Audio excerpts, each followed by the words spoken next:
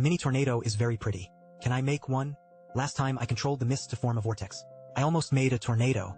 Thinking about it, I feel the old plasma fan is more suitable. First, take a separate one.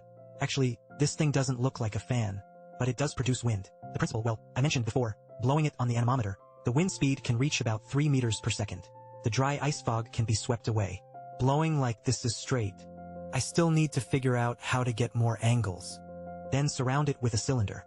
Modify the shape, fixed at an angle. It should make the wind swirl up. It's the familiar 3D printing again. Just like before. Use corrugated blades to make high-voltage positive streamlined aluminum tubing. Measure the size. Cut it out. Make the negative electrode of the ion fan. Install it in place. Add 2 more screws next to it. To facilitate connecting wires, use a supersized acrylic tube as the wind tunnel. This stuff is quite expensive. Wrap around the tube. Divide it evenly and install a total of 6. I also need to make a few notches to snap it in. Draw lines after calculating and measuring. Use a straight grinder to cut out the notches. And it's easily done.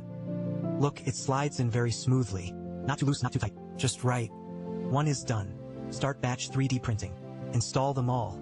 It took 2 days to assemble after printing. That's pretty fast. Circular base plate. Match the same. Use a slightly shorter acrylic tube as the base. Apply glue carefully. Ensure it is sealed. Printed parts make it easier to connect the fan decoration and the base. It is also convenient to disassemble and repair if a failure occurs later. The upper layer is used to place high-voltage components. The lower layer is used to hold water and dry ice. Still using the familiar high-voltage module.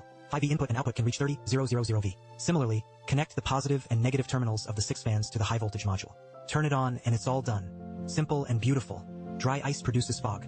It can reach the upper vents through the middle tube. The fans are all installed at a 30-degree angle. When the wind blows out, it can wrap around the middle outlet.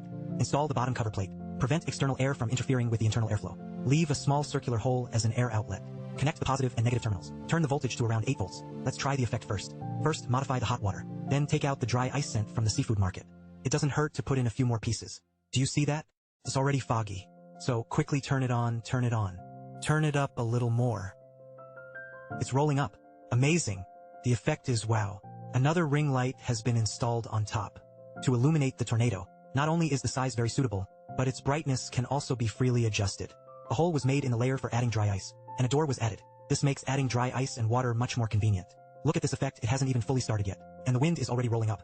With the lights on, it looks more obvious. The wind on the left is open wider, and the tornado is narrower. It's perfect. The overall performance is very stable. From top to bottom, it is. The little tornado has been installed at home. Can be enjoyed at any time.